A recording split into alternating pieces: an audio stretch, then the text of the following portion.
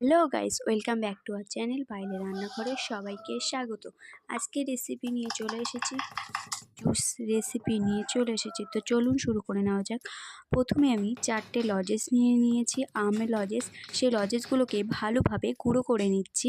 যেহেতু আমার কাছে মিক্সচার মেশিন নেই, তার জন্য আমি শিলনোড়া দিয়ে ভালো করে গুঁড়ো করে নিয়েছি।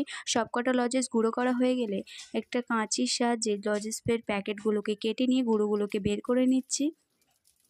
সবকটা লজেসের গুঁড়ো বের করে এক জায়গায় রেখে দেব।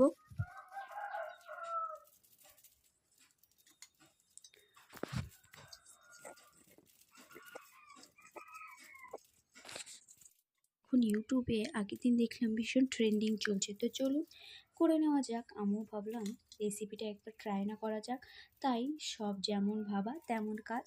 তাই তাড়াতাড়ি সমস্ত উপকরণ দোকানে গিয়ে কিনে নিয়ে চলে এলাম।